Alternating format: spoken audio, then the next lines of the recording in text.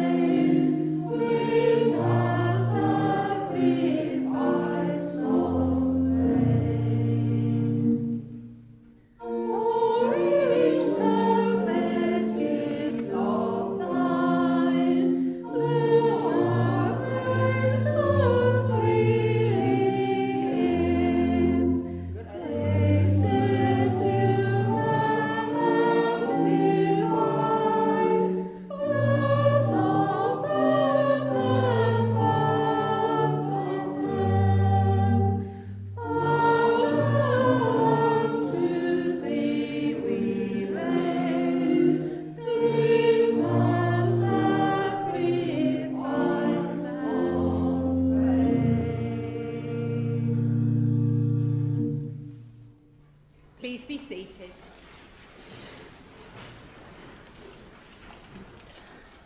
I'd like to start by talking about the picture you can see. This picture of David was taken when he first came to visit me in Almaty in 2004. My friends arranged our trip to the glacier outside Almaty. Exploring the mountains of Almaty was a special moment of sharing, as we were mesmerized by the beauty and grandeur of nature. This picture is also special to me because it reflects his purity of heart, sincerity, and frankness. We met in Almaty in 2003 when David was attending an oil and gas exhibition and I was working as an interpreter for a company involved in oil. We hit it off straight away and then continued our communication in writing. When I visited England the following year, I went to see David and our relations moved further. Many friends mentioned that they really appreciate David's dry sense of humor and ability to engage with different kinds of people with openness and acute observations. It was this quality that first attracted me. He had an ironic attitude not just to life in general, but to himself as well. He liked to shine a modest light on what he was doing. For example, he used to say, "If you look at my hands, you may think I did some hard manual work, but I never lifted anything heavier than a pen." That's a slight exaggeration. For one thing, he had a really hands-on experience at the Territorial Army, which he joined at a very young age as a mechanic. He drove articulated trucks, which were pretty crude things and often broke down. I loved listening to the stories of how they had to release the trucks stuck in the mud or use their ingenuity to repair broken vehicles. When we came across someone who served at the Territorial Army, he lit up and always had a lively exchange with them. The skills he got there and what he learned from his father came in handy when we moved into a house. Good organization, order, maintenance were all his middle names. He used to have a plan in his head at least half a year in advance of what he had to check, lubricate, cement, clean, trim, replace, and so on. His tools are perfectly organized, and he made sure everything was done properly and in time. So I have huge shoes to fill in this respect. He really appreciated good craftsmanship and delicate works of art, and we have quite a few of them brought from different trips at home. But one of his most treasured possessions was this model of a jet engine blade. He would sometimes ask the guests what it is and take pleasure in explaining what a sophisticated piece of technology it is. He was very good at explaining different things, and I tried to take a full advantage of that. Whatever machines, equipment, or technical exhibits we came across, his vivid and clear explanations brought them to life. I enjoyed listening to his stories about work as well, his business trips or negotiations selling gas turbines for Rolls-Royce. He used to get upset if his colleagues were talking too much at negotiations, trying to promote the equipment. We should be listening to the customer, asking questions and trying to find out as much as we can about them, not just peddling our machines. He started his working life as an apprentice for Rolls-Royce and was studying at the Coventry Polytechnic at the same time. He also worked as a draftsman for a while, but then some colleagues directed him to selling gas turbines, and he was forever grateful to them. He used to say, "I was lucky with my job. I was just pouncing around the world and eating nice meals." Of course, that's not all his job involved. And I would like to give a floor to Richard Baughen to tell us about working with David. Please, Richard.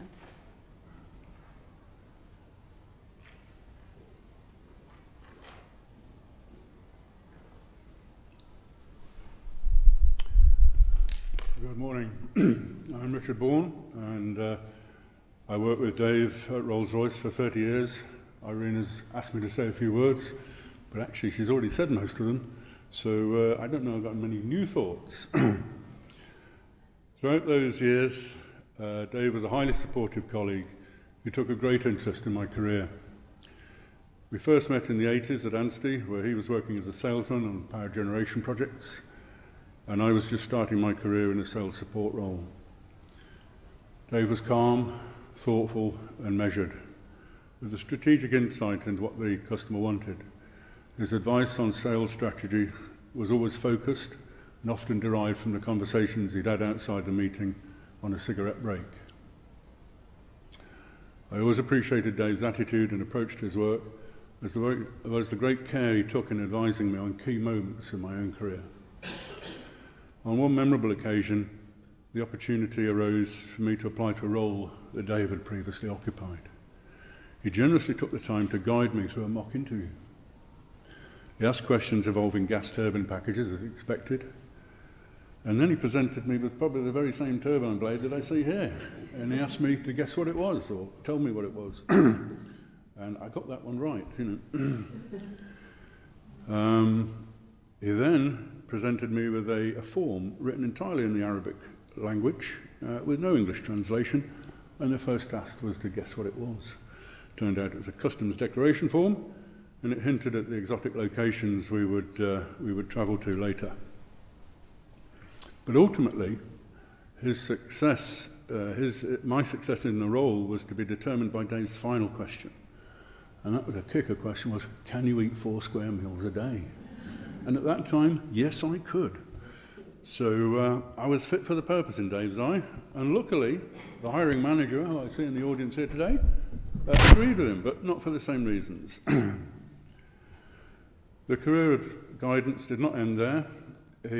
I followed in his footsteps around Europe and Scandinavia, receiving further recommendations in the form of tasty fish dishes, particularly the cod gills and baby eels in garlic butter in Madrid. He certainly knew his stuff, as Irena has indicated. The spring lamb on garlic mash was also very notable. Later in our careers, we won business on some significant geopolitical infrastructure projects and travelled together to some exotic destinations. Our trip to Iran was particularly memorable, where I was glad of Dave's leadership in a very different culture. His calm, persistent approach to his work came in particularly useful here as we navigated chaotic offices and a deserted climb to a remote porter cabin in the heat of the midday sun whilst dressed in our business suits and carrying our briefcases to find our first contact. But we were pleasantly surprised that after our exertions, our hosts served us fish chips and mushy peas for our lunch. Whilst we were there, the two of us impressed a large team of Iranian engineers with our knowledge of a sizable document we were asking them to agree with. And thanks to Dave's planning and preparation, he arranged multiple meetings, and we commuted between Ahvaz and Tehran in Russian aeroplanes with a dubious maintenance record. But we came away with a successful contract that had been 3 years in the making.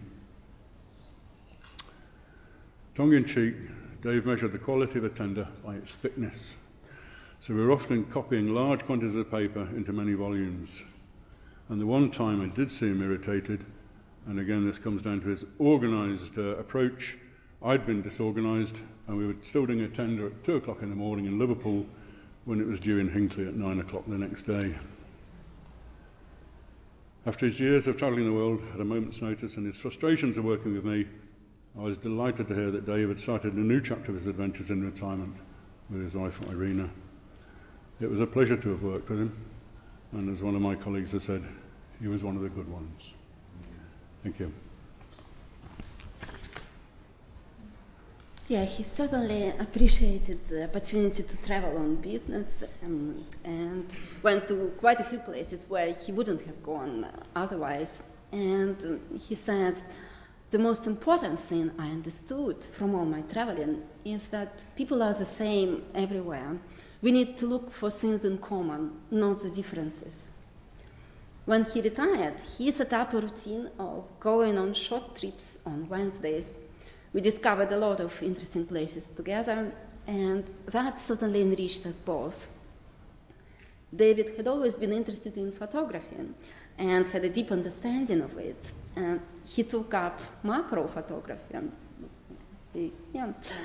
and astrophotography in 2020 and mastered different techniques and showed us the world around us in a new light, as well as brought some of the space wonders closer to home. Don't listen to what people say, watch what they do. That was one of his favorite sayings, and he always followed it himself. His actions spoke louder than words. A deeply decent, broad-minded man of integrity and honesty, who showed his love through action. Your love will keep shining. Now, I will make a little musical tribute to him.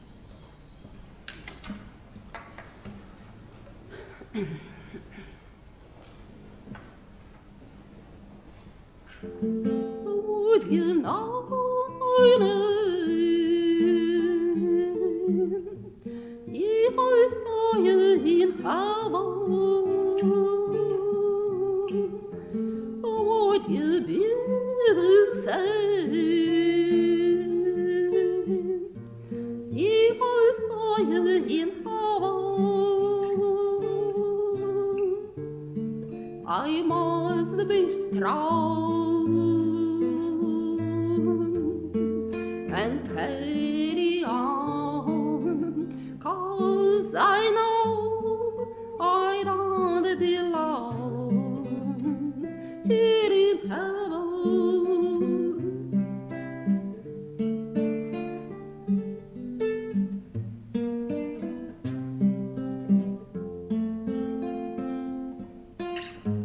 Time can bring you down, time can bend your knees.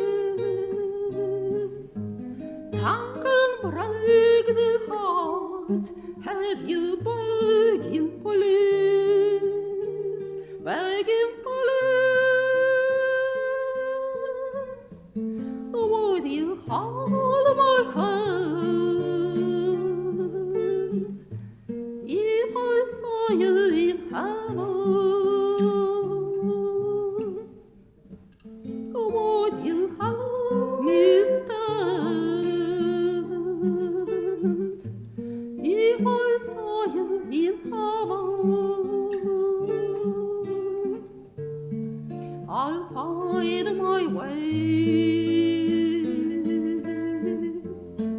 through night and day, 'cause I know I just can't stay here in heaven.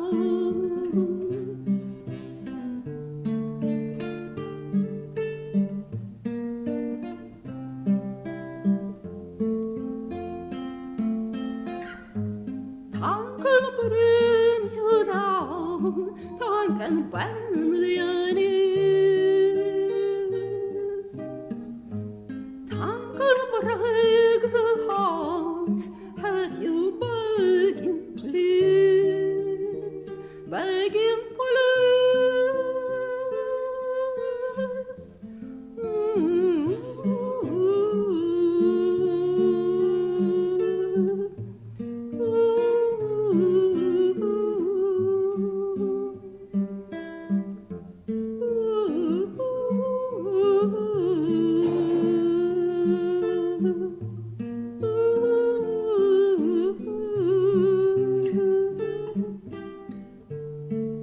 Beyond the door, there's peace, I'm sure, and I know there'll be no more tears in heaven.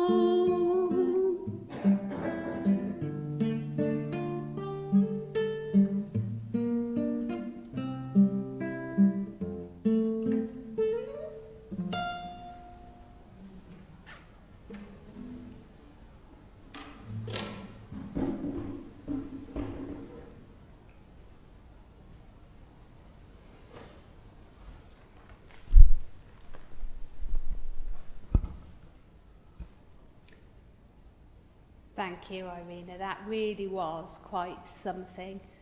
And what a lovely thing to be able to do. And now let us pray. May the eternal light shine upon you, David, and guide you to your resting place in peace. May your spirit be surrounded by love and harmony, and may you find comfort in the presence of those who have gone before you.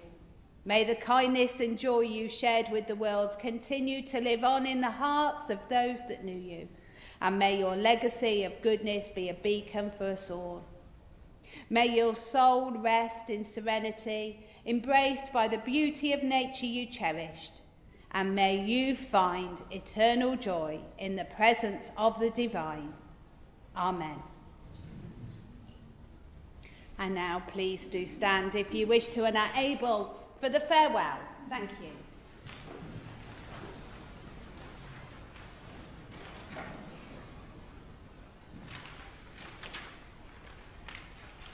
David, there's no doubt today in your 79 years, you've left behind so many hearts that are aching. You've left so many tears of grief, but you've left behind so many memories and a legacy of love. The memories of you will always live on, and for this we thank you.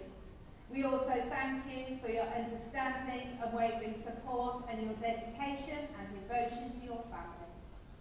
Everyone you love is still loved. Everything we've learned from you is still learned. And so we will let you pass from this world for which you did so much, and for which you continue to do. Because when your family walk this earth, they walk it with you. You leave them with the strength and pride to do what is good and right, and your memory will guide them just as you did when you were at their side. Their lives are richer for having known you, and having shared in the love you gave them and the love they felt for you. You were brave, strong, and dignified. And now go from this world, knowing that you will be spoken about often, and always thought of with love. Everyone loved you, and you were a gentle man in every sense of the word.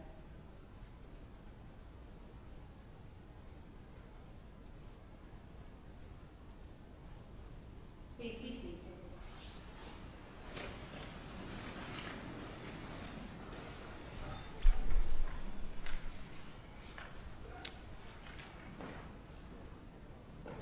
So grieving, in its essence, is a journey that interweaves sorrow with joy. And it is in the depths of our mourning that we often find the most profound appreciation for moments we shared with those that we've lost. The joy in grieving comes from the memories that resurface, the laughter, the shared experiences, the love that transcends time. And as you now navigate your waves of grief, each tear shed is a testament to the depths of your connection, and each smile through sadness is a reflection of the true impact that David had on your lives. This paradox of feeling both the pain and loss and the warmth of the embrace is what gives grieving its unique beauty and yet the profound joy. And as we talked about before, David was kind, and let this be his legacy. You see, when we show kindness to one another, we create a ripple effect of positivity that extends far beyond our immediate actions. Kindness is the gift that keeps on giving. It not only eases the burdens of those who receive it, but also fills the hearts of those who give it. It's a reminder now that you are connected to David in your humanity, bound by your capacity to love and to care for one another. I have been asked to pass on thanks to you all for attending today and for all of your support. There are no donations today, but you are all invited to a concert in memory of David on the 8th of March at St Barbara's Church, and the proceeds will go to Emmaus. You are all invited to the reception afterwards. My name is Jayne, and it has been a privilege to be able to help you all here today, remembering David and his part in your lives. But now, go with a measure of peace, and a deepened love for one another. David has made an indelible mark on the world and on your lives, and he will live on through you forevermore, enabling you to live your best life. Thank you.